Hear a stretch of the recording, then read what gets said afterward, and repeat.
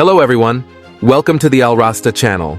Today we will recap an anime movie that is actually very interesting to watch, Godzilla, Planet of the Monster.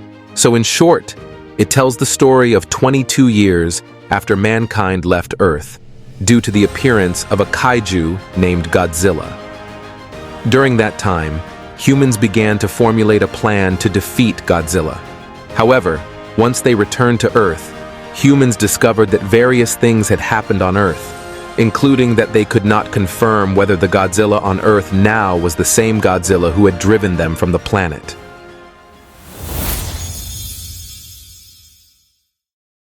In the early 21st century, Earth was overrun by giant, terrifying creatures known as kaiju. At the time, mankind's military might was no match for these beasts, which left millions of people as their victims. Well, there was one kaiju who was the most famous of them all, and he was named Godzilla, an invincible monster who would kill everything in his path, be it monsters or humans.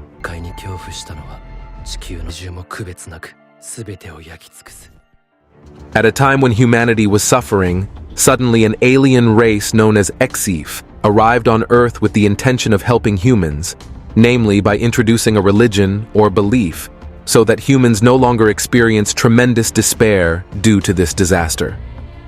Well, not long after that, the Earth had another alien arrival, named Bilu Saludo. They are a technologically advanced alien race who want to immigrate to Earth after the destruction of their home planet. Bilu Saludo promised that if humanity would give them a place to live on Earth, then they would help to defeat all kaiju, especially Godzilla.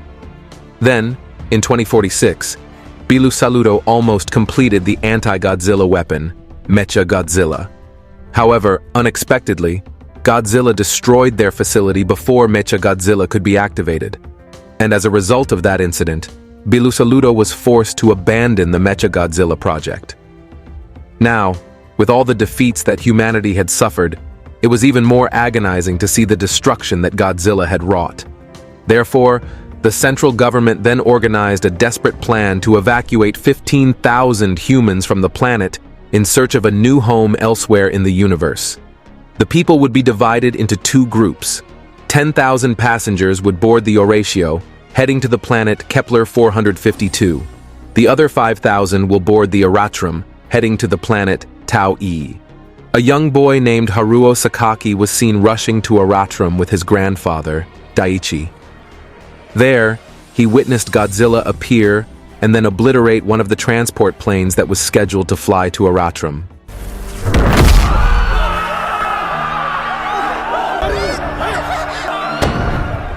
The plane crashed into the ground and destroyed the group bus that happened to be carrying Haruo's parents.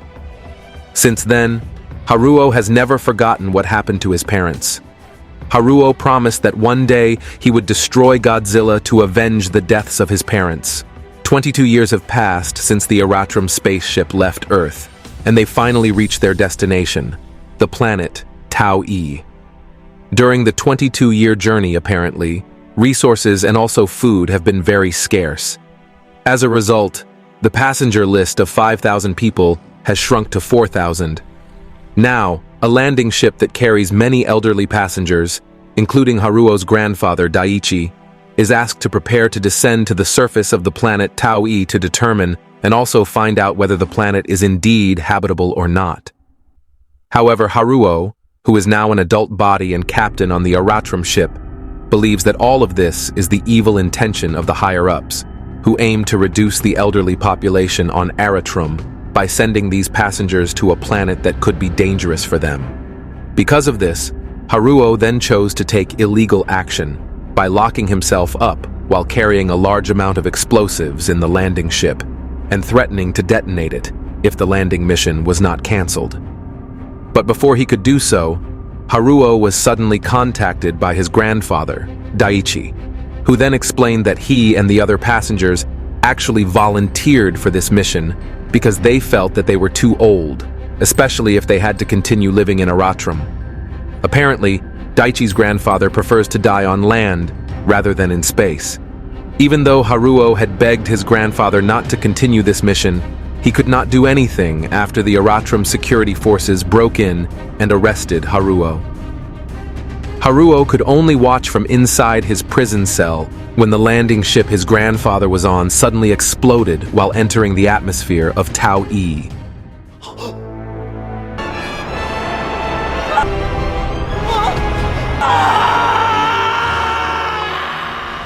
Sometime later, after the incident, there was an Exif, as well as an archbishop and a colonel named Metphis, who was seen meeting Haruo in prison. His arrival here was to listen to Haruo's confession so that Haruo would admit the mistakes he had made. But in reality, Metphi's presence here was to provide secret data requested by Haruo himself about the intricacies of Godzilla, so that later Haruo could avenge him. Haruo believes that, with the right strategy, 22 years ago, humanity could have defeated Godzilla. But unfortunately, humans chose to retreat and leave planet Earth. Now, Haruo wants to prove that Godzilla can be defeated. Meanwhile, the Central Committee was sitting together to discuss the next steps regarding the planet Tau-E, which turned out to be uninhabitable. Endorf, a cardinal of the Exif race, said that they could return to Earth instantly by using the hyperdrive capabilities on Aratrum. Well, weighing all the possibilities of returning to Earth, the rumors then began to spread throughout the ship, which made all the inhabitants confused. Is it true that Earth is now habitable? Long story short, finally, the higher-ups approved this plan to return to Earth.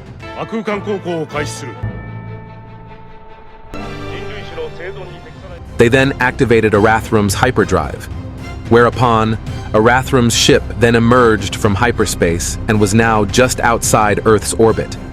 Several reconnaissance drones were then sent to planet Earth to analyze the environment.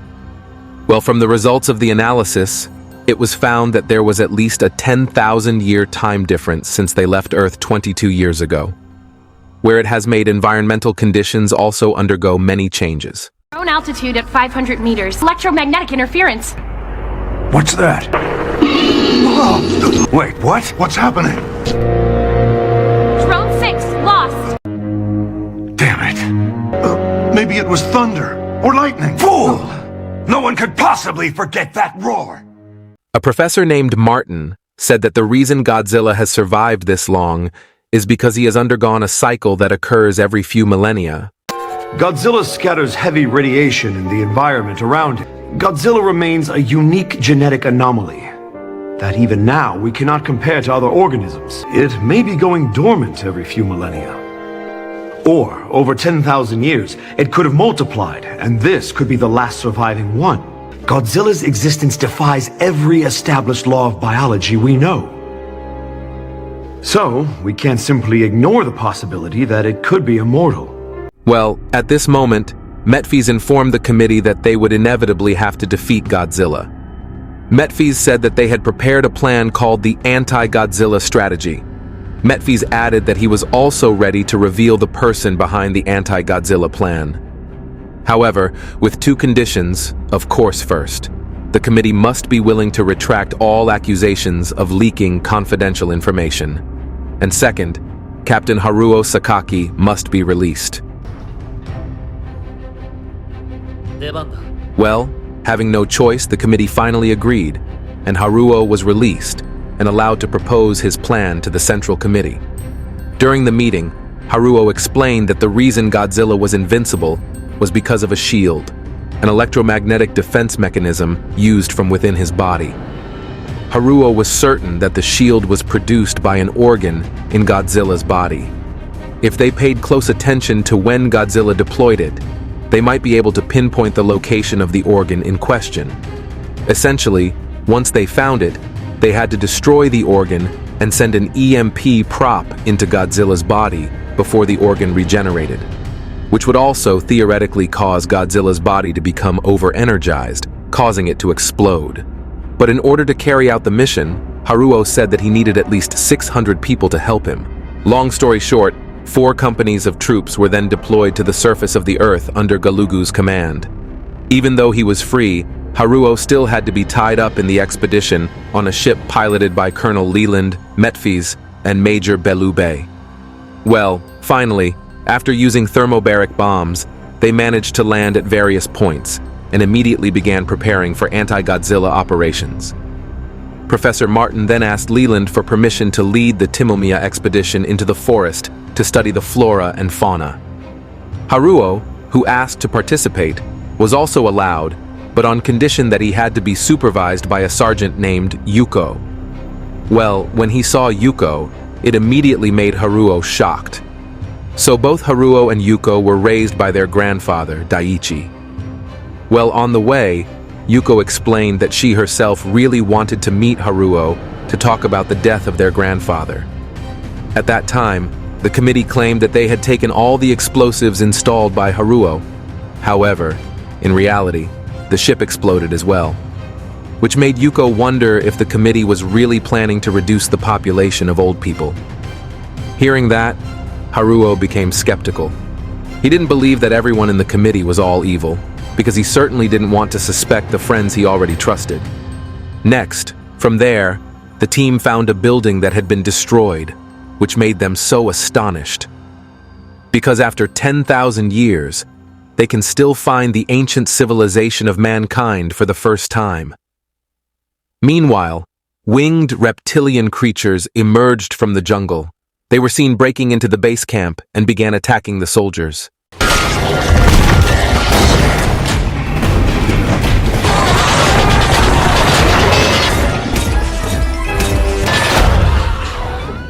Martin and his team, who heard that there was an incident at their base, then decided to return.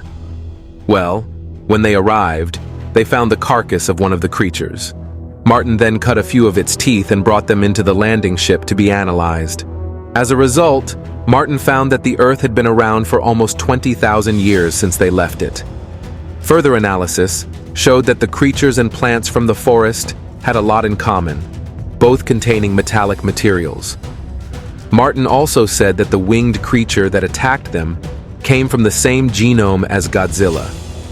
So according to him, for 20,000 years, Godzilla's DNA has spread to the flora and fauna on Earth, and then created a kind of new ecosystem built around his biology.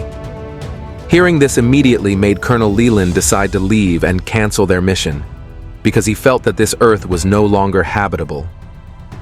Finally, there was tension between Haruo and Leland, and Haruo did not want to surrender for the second time.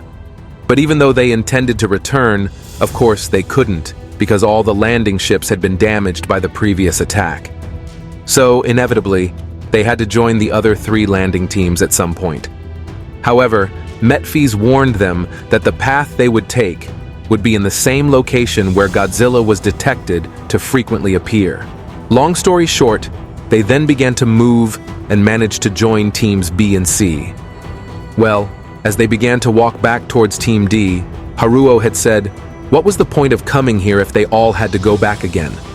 Metphys then explained that neither Haruo nor Leland seemed to understand Godzilla's purpose. He said that for many years, the Exifs had been wandering in space, where they had witnessed many human-like civilizations meet destruction at the hands of creatures similar to what humanity called Godzilla. The Metphys believed that Godzilla was a punishment meted out due to humanity's arrogance. Well, not long ago, Godzilla suddenly appeared and seemed to be attacking them. At this moment, Metphys apparently released Haruo from his bonds and then told him to do what Haruo himself wanted. Quickly, Haruo rode the hoverbike. Meanwhile, Yuko, Metphys, and Martin evacuated right after their ship crashed due to panic after Godzilla's appearance.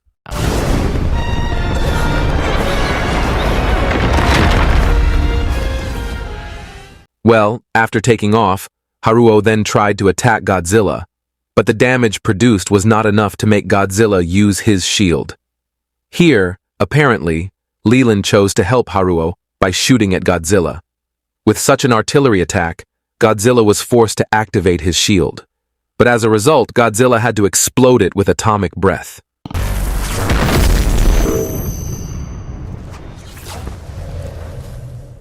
Well, after the attack, Galugu finally figured out exactly where Godzilla's electromagnetic organ was located, which turned out to be on his backplate. Now, with the remaining units, the committee then notified Metphys so that he would do whatever it took to bring back as many people as could still be saved. Here, Metphys then appointed Haruo as the new operations commander. From there, Haruo then started his plan again, which was that they intended to lure Godzilla into a narrow gap, where there were several traps prepared. Long story short, when all the traps were set, the hoverbike troops headed straight to Godzilla's location and began the attack.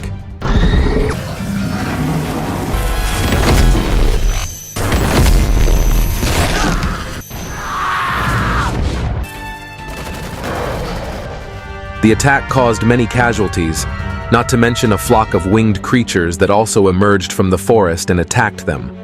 Haruo, on the other hand, ordered all the planes to land to distract Godzilla.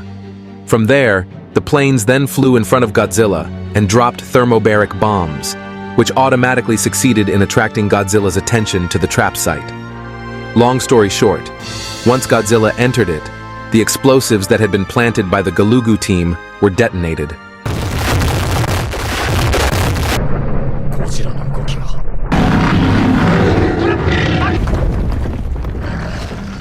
All attacks were then focused on Godzilla, which consequently caused Godzilla to use his shield.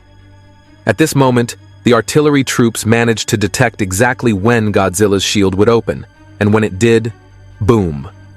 They opened fire on Godzilla's back, causing his organs to shatter. However, because the tissue in Godzilla's body can regenerate quickly, the shield can automatically be restored. Knowing this, it left Haruo with no choice but to stop it. Using a power suit, Haruo jumped onto Godzilla's back and then stuck an EMP probe. Here, Haruo then told the artillery troops to open fire the moment Godzilla's shield reopened. Now, as soon as they fired and succeeded in destroying Godzilla's organs for the second time, along with Haruo, several troops jumped in and inserted the EMP probe into Godzilla's back again. Well, with more EMP probes going in, the level of electromagnetic energy inside Godzilla's body increased. And then...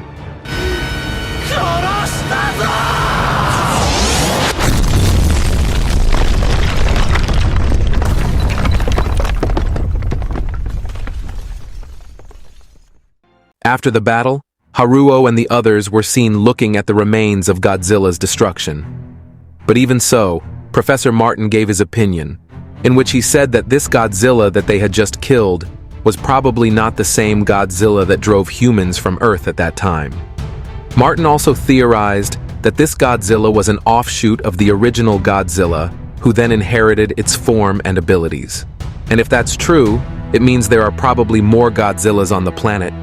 And sure enough, suddenly, a strong tremor occurred that caused the ground around them to shake.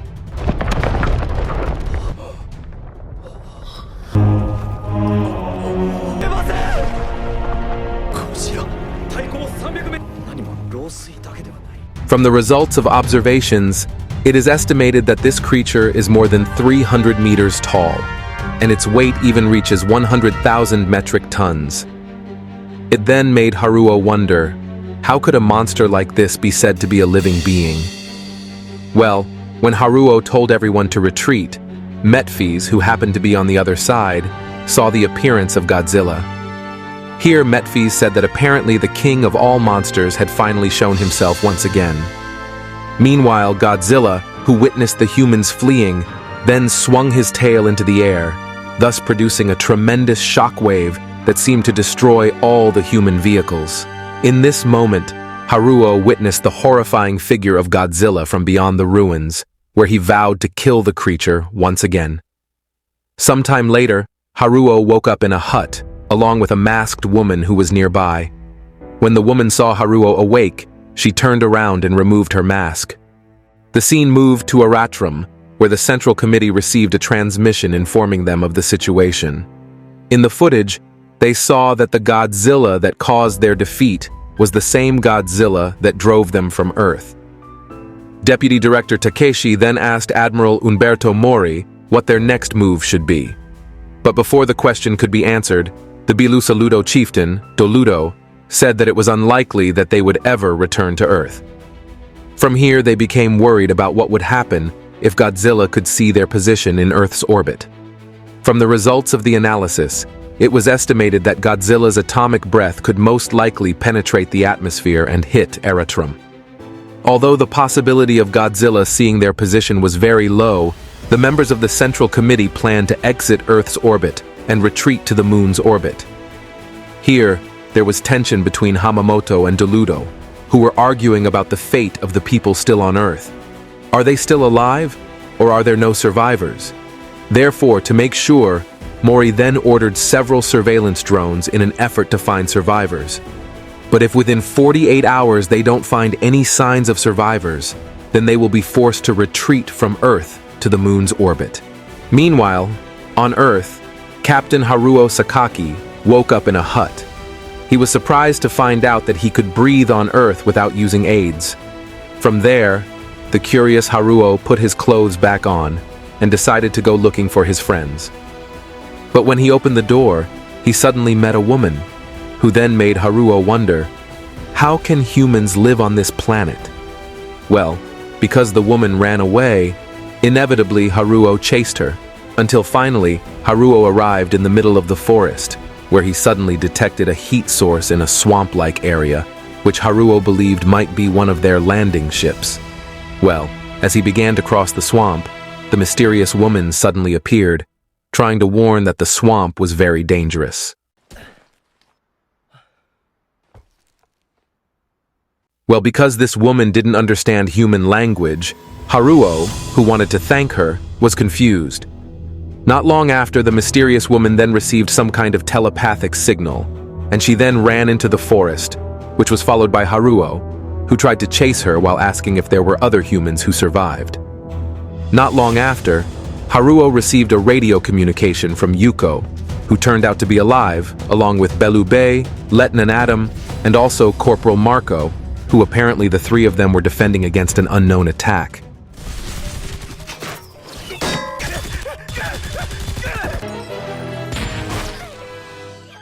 After bringing down the mysterious figure, they then approached her and removed her mask, where it was revealed that it was another tribal woman who turned out to be the same as the one encountered by Haruo. But unfortunately, the woman managed to escape and enter the forest. Not long after, the same woman appeared from a different direction along with Haruo. Well, because they were confused by what they saw, Haruo finally tried to explain. But before Haruo could finish, suddenly, they were all surrounded. Well, because they didn't want to take risks, they were all forced to surrender and then taken to a settlement that was underground. There, they saw that there were more people living, like a pre-century that had been built long ago. Haruo and the others were then locked up in a room, where they met with Colonel Galugu, Dr. Martin, and several other people, except for the Metfees, whose whereabouts were unknown. Next, one of the tribal women entered the room, along with 2 guards, with the intention of taking them all to a large temple, where they saw many tribal elders sitting and welcoming them. The mysterious woman who escorted them earlier then walked up the altar, along with the woman who helped Haruo, and it was later revealed that the 2 of them were identical twins. The 2 twin women then placed their hands on the altar wall and began to speak telepathically to the prisoners. Now, through this telepathy, Haruo and the others can finally understand the language of the tribe. So it was revealed that this mysterious tribe was called Hutua, who then questioned why Haruo and his friends came here and destroyed their house. Haruo then answered that the purpose of their arrival here was to kill Godzilla.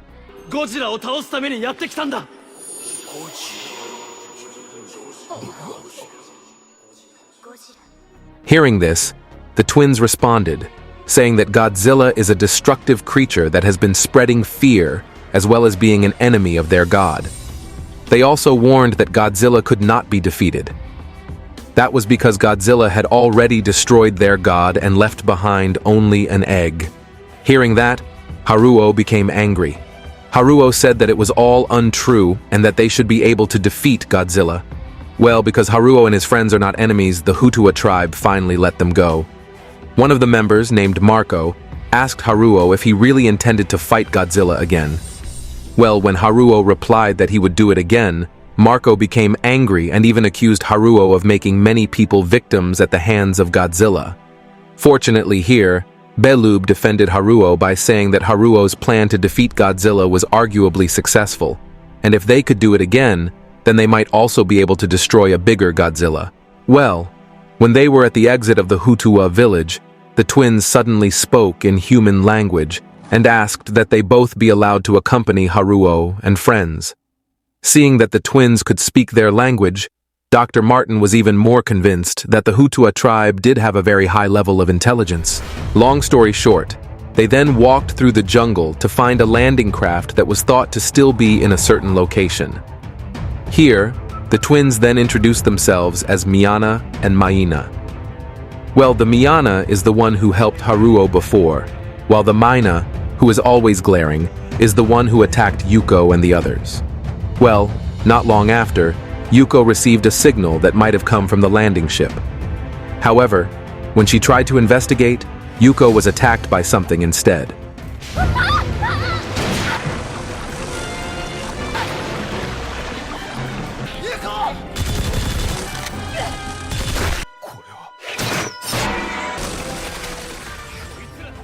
Yuko was saved by Haruo and the others, along with the twins.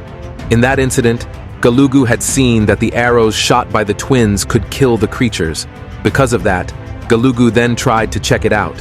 However, before Galugu could touch it, Maina stopped him while warning that this arrow was poison. Then, not long after, a swarm of flying creatures suddenly appeared and surprised them all. But fortunately, from the same direction, there was a relief force that came and drove the creatures away. Apparently, it was part of the remaining surviving troops, led by Metphys, who turned out to be alive as well. From there, they all gathered again at the location of the landing craft that they eventually found.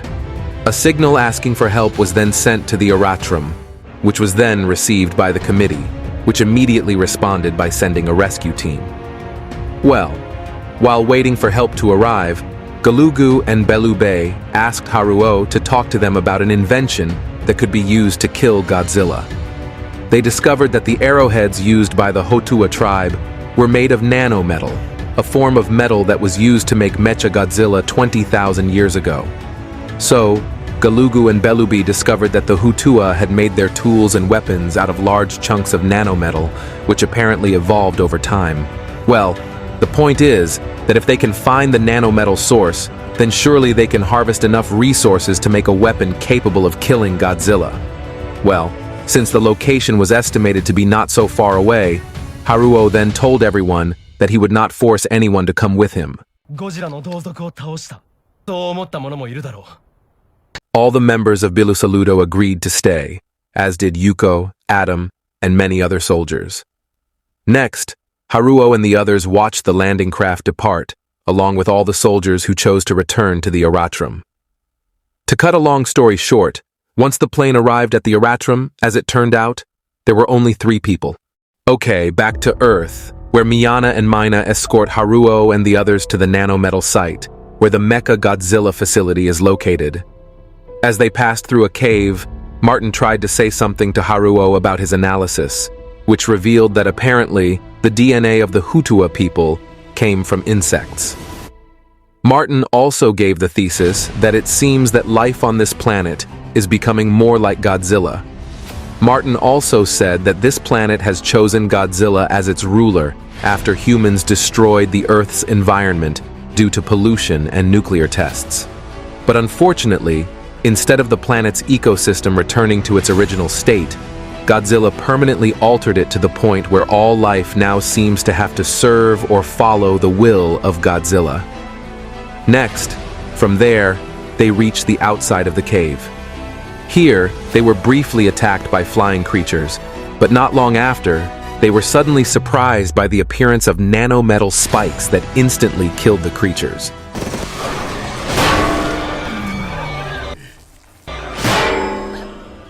Haruo and his friends, who have not had time to find out what really happened, are then shocked again by the discovery of Mechagodzilla facilities made entirely of nanometal. After 20,000 years have passed, the nanometal from the Mechagodzilla carcass apparently continues to grow and rebuild the facility, creating what they call the City of Mechagodzilla. Well, before they enter the facility, the twins, who intend to return home, warn Haruo and the others to be careful because they believe that the city is a scary and poisonous place. Next, Haruo and the others went down and started exploring. Here, they found several carcasses of creatures that seem to have been transformed into nanometals. Martin theorizes that the city of Mechagodzilla deliberately absorbed all forms of life and then used them as metal tissue to multiply its nanometals in an effort to build this city. Now the question is, with them here now, will the city make them nanometals too? Galugu then answered by saying that it won't, because he believes that whatever the city is doing, it is only meant to destroy Godzilla. Well, Martin also added that every nanometal here apparently emits gas and mist that covers the entire city, so that from there, the city can avoid all kinds of threats, including Godzilla. Long story short, they enter the facility and find the carcass of Mechagodzilla, an artificial intelligence that Bilusaludo believed could defeat Godzilla. 可能です。ここが。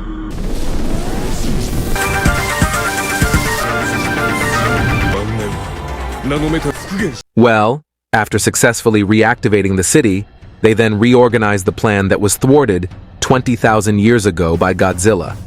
That's why they had to move fast, since Godzilla could show up at any time and finish them all off. Well, the plan is to lure Godzilla to this place, and once lured, all the power here is expected to paralyze Godzilla. Various preparations were then made, including making a weapon called the Vulture. And with an endless supply of nanometals, Galugu and Belube believed that Bilusaludo's technology could give them victory. But even so, for Haruo, all this still seemed insufficient, especially when he learned that many of them had reported health problems since they were in this place. From there, Haruo then went to see Metphis, who was busy encouraging the soldiers. After that, Metphis then took Haruo to a room to show something, namely the heritage of the Exif nation, which happened to be repaired using Bilusaludo's nanometal technology. In his chat, Haruo actually felt that something was wrong with nanometals, and that maybe it could have a bad impact on them. Metphis, who understood the meaning of Haruo's words, then explained that what Bilusaludo was doing could destroy everything, including the destruction of the planets that Metphis had told him about. And he was also worried that later, Bilusaludo would repeat the same mistake. Well, here Haruo then asked, was the planet of the Exif nation also destroyed by monsters? Metphis then answered yes, but he also said that no one could say the name of the destructive monster carelessly because his name had that much power, something far more devastating than Godzilla, who was now hiding somewhere in space. Meanwhile, in Aratrum, Umberto Mori was informed that both Exif and Bilusaludo refused to leave Earth's orbit. Apparently, they preferred to help the people in the city of Mechagodzilla in an effort to conduct an operation to defeat Godzilla. Back in the city, a strange incident happened to two Bilusaludo members, witnessed by Adam and other soldiers, who saw that the two members were eaten by nanometals. On the other hand, Haruo received a warning that Godzilla had awakened, and the creature was planned to be lured to this place. Now, because this city is not fully prepared, Haruo then tells Galugu that everyone is more focused on completing weaponry than their defenses. Well, not long after that, Adam and other soldiers appeared, who ran into the room to tell Haruo about the two Bilusaludo members who had previously been eaten by nanometals. Here, Galugu explains that what they saw was not a mistake. That's because for the Bilusaludo, they would happily give up their physical bodies and become part of the city of Mechagodzilla. Because, according to them, it is a great honor. Haruo, who was horrified when he heard it, then said that what Metphis had said was true about the Bilusaludo, who seemed like they really wanted to become monsters. Well, while they were all arguing, suddenly, an alarm went off. which indicates that Godzilla is heading to this place. Godzilla then stopped and started filling his atomic lungs. Galugu quickly ordered the city to spread a layer of energy, which then managed to deflect some of Godzilla's attacks. But as a result, 2 of their ultimate weapons were damaged by the attack. 3 Vulture units piloted by Haruo, Yuko, and Belube were then launched. Meanwhile, Galugu, along with the others, would remain in the command room.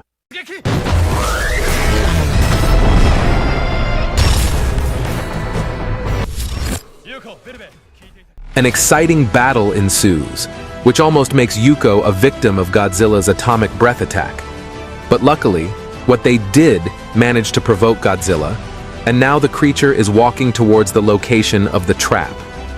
Well, with all the efforts made finally, the 2 harpoon guns that became their ultimate weapons have now been repaired. All attacks were now focused on Godzilla, and when Godzilla was in range, Galugu released a liquid nanometal that trapped Godzilla with nowhere to go. The giant monster was then fired upon, to the point where his shield was also knocked out. Knowing there was a chance to do so, Galugu unleashed a harpoon attack, right into Godzilla's back.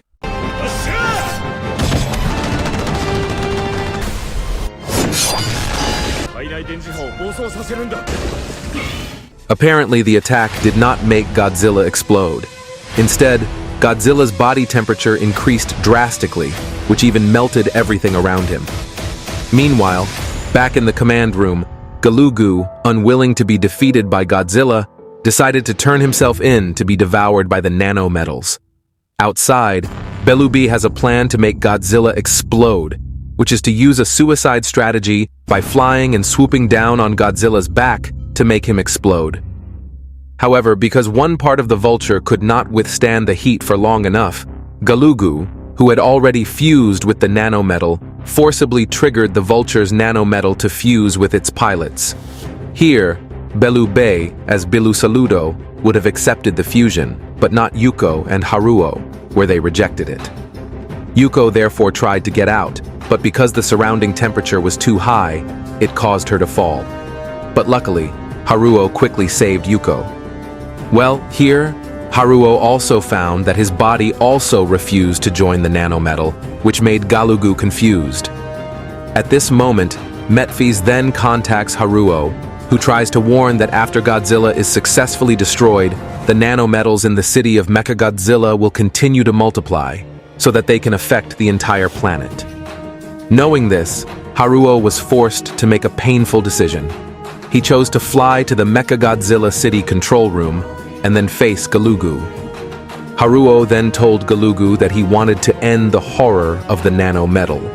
However, because Galugu refused, Haruo finally aimed his weapon and then opened fire on the control room. The attack eventually killed Galugu and destroyed Mechagodzilla's head, as well as deactivating all the nanometals. Now, Godzilla, seeing that the nanometal was no longer active, suddenly began to resume activity, where he then obliterated the rest of the Mechagodzilla city with 2 shots of his atomic breath.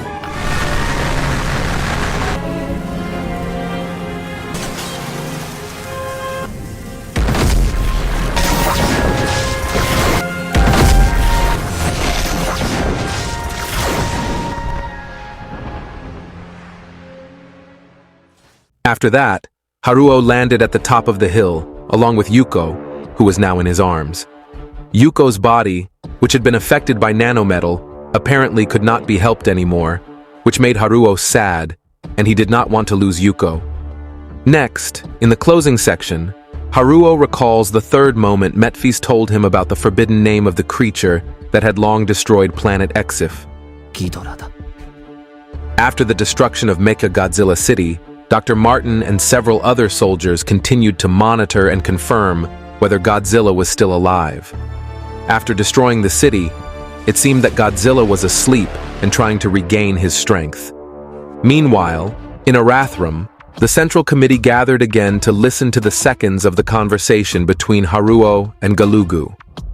When he found out, the remaining Bilusaludo members in Arathrum felt that Haruo was a traitor because he had missed the opportunity to kill Godzilla.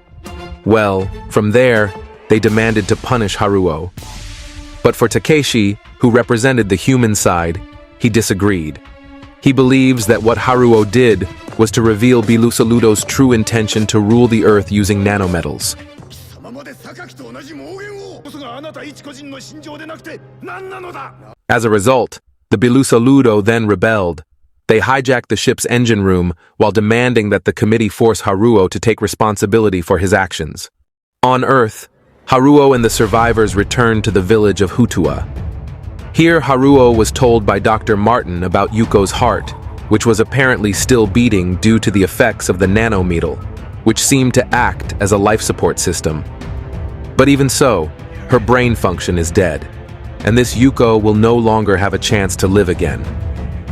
Well, not long after, Metphis came and told Haruo that they could not return to Aratrum because there had been a dispute between Bilusaludo and humans caused by Haruo's failure to defeat Godzilla. Well, when Haruo was regretting his failure, Adam, who had been an Exif fanatic member, then made Haruo angry by saying that Yuko deserved to die because she had sided with Bilusaludo. Meanwhile, the Haruo, who managed to survive after the previous incident, believed that everything was due to a gift given by the god of the Exif nation. They even believe that Haruo is the only person appointed by their god to be able to defeat Godzilla. The next day, Haruo and Martin witnessed Metphis meeting with his followers. In that moment, one of them gave testimony about how he survived after touching the nanometal. Meanwhile, his friend, who was not part of the sect, had to die by nanometal. Regarding that, Metphis stated that it was all a miracle that had been given by their god. As well as Haruo, who is also okay, Haruo has now become a hero for all of them. Well, Martin, who heard it, then told Haruo about the real cause of the immunity experienced by the person who testified earlier, which turned out to be the result of medical treatment provided by the Hutua tribe. Well, you still remember the previous scene when Haruo was saved by Miana, and then met Dr. Martin and several other people who were already in prison. Those mentioned earlier have been given treatment by the Hutua tribe. Meanwhile, Yuko and several other people were not given treatment because they were not injured at all. Hence, there are those who cannot be affected by the effects of nanometals like Haruo, and there are also those who can be affected by nanometals like Yuko. Well, but even though Martin already knew about it, he couldn't say it openly considering the fanaticism that had developed in all of Metphis' followers. From there, Haruo then spoke one-on-one with Metphis, and Haruo was surprised when Metphis revealed that he also knew about the immunity that some people got to the effects of nanometals. Apparently, Metphis deliberately did so with the intention of misleading his followers to exploit their turmoil. Metphis said that he actually intended to summon an Exif god to defeat Godzilla using the Exif nation's technology called Gematron. Saying that, Haruo became very angry. He was confused as to why Metphis had to wait until there were so many victims and then summon her god. Why not just from the beginning? So this is intended to increase Haruo's anger and hatred towards Godzilla. So in that way, Haruo is a suitable person or intermediary to summon the Exif god. The more hatred a person has, the more worthy he will be. 今までの犠牲は何だった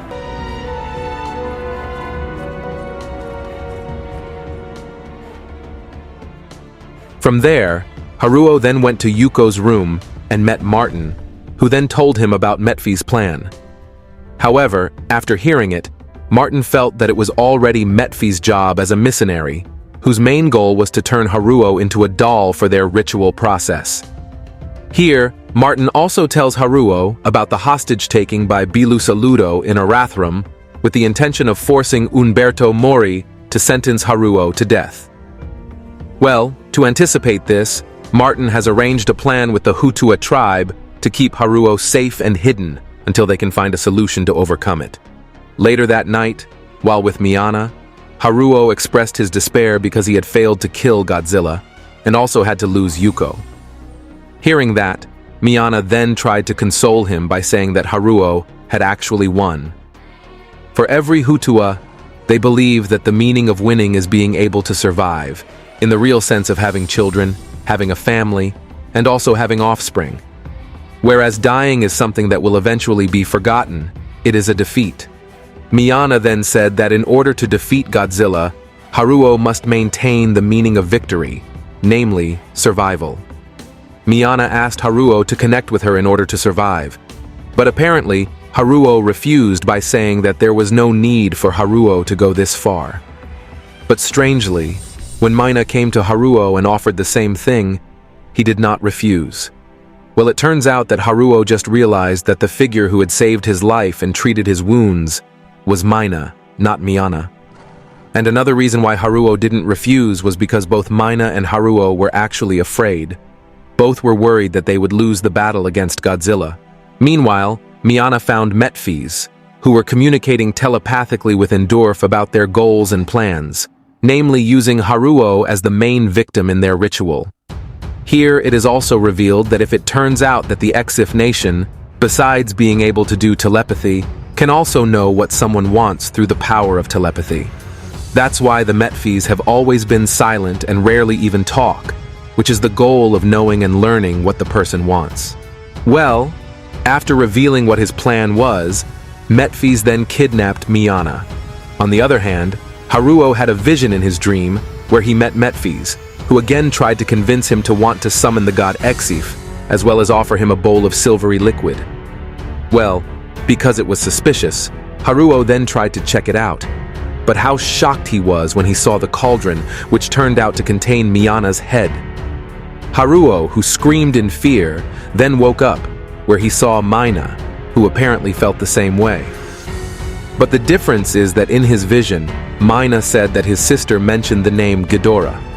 Well, while Haruo and Mina tried to find the whereabouts of Miyana, Metphys then performed a ritual with his followers, along with the Endorfs in Arathrum, to summon their god.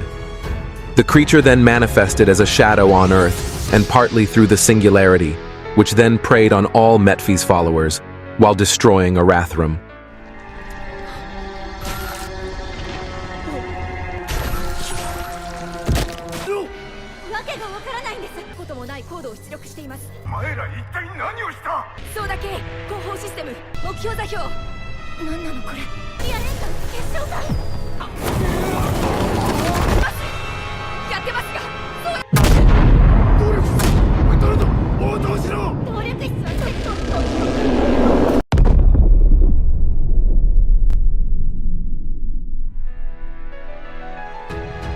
After Ghidorah descends to Earth, Haruo manages to track down Metphys and finds her at the top of a hill, along with Miyana, who will be used as an offering to Ghidorah. Ghidorah's arrival, meanwhile, awakens Godzilla and moves straight towards him, and when the two creatures meet, Godzilla fires his atomic breath. 全て無反応です。何を企んでいる。現にあれは見えているじゃないか。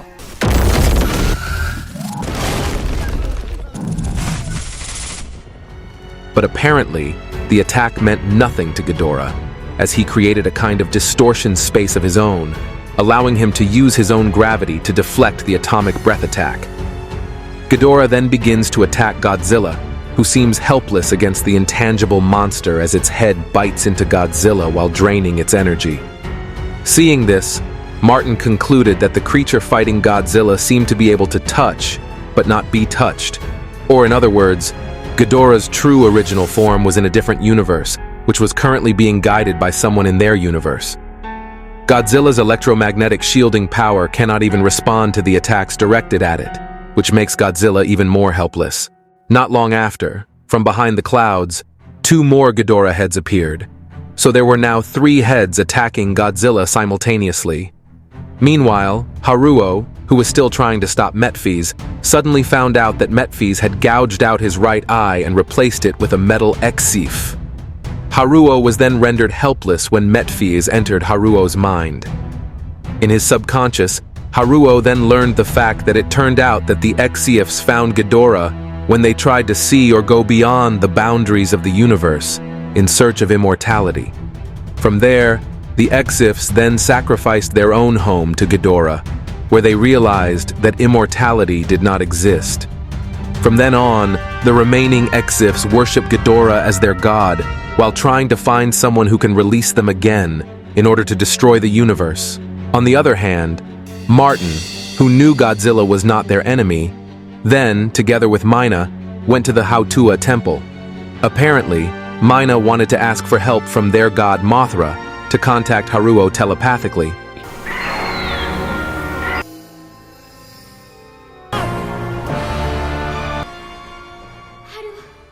While talking to Haruo, Dr. Martin and Mina attempted to tell him how to defeat Ghidorah. However, because Metfi's influence was so strong, Haruo had to get back under Metfi's control. At this moment, Haruo found out that it was Metfi's who had placed explosives in the bus of Haruo's parents, including how Metfi's manipulates the minds of old people, one of whom is his grandfather. In essence, all of this is Metfi's plan to provoke hatred in Haruo. But fortunately, before being affected too far, Haruo managed to regain his determination, where he then realized and destroyed the metal in Metfi's right eye, which connected Metfi's to Ghidorah, thus allowing Godzilla to fight Ghidorah again.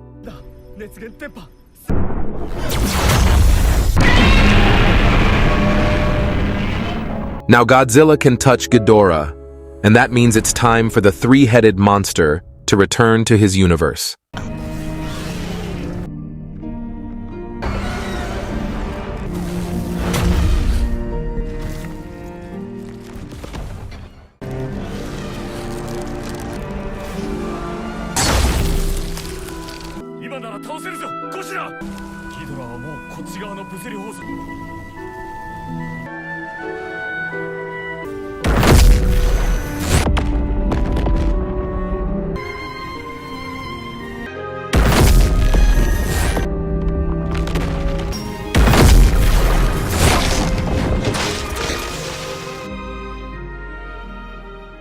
The next morning, Haruo woke up and found Metfi's talking about how Ghidorah would always look after Haruo, as long as he still carried hatred within him.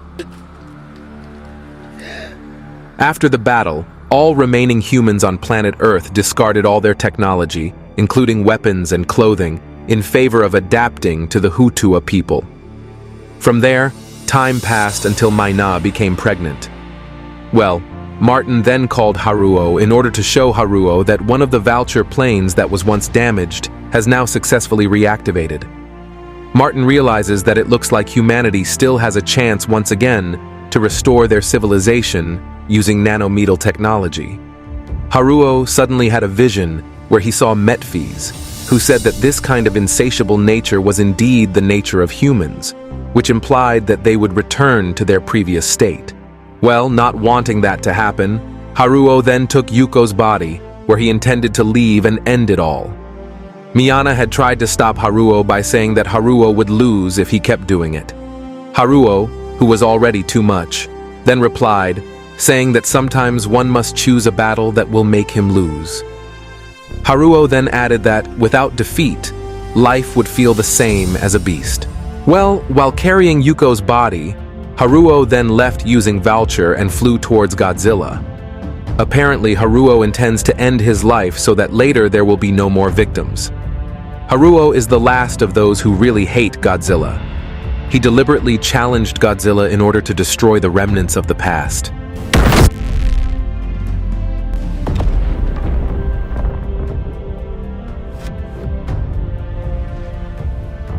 At the end, some members of the Hautua tribe and their children are seen praying in front of a wooden statue that they dubbed their wrathful god.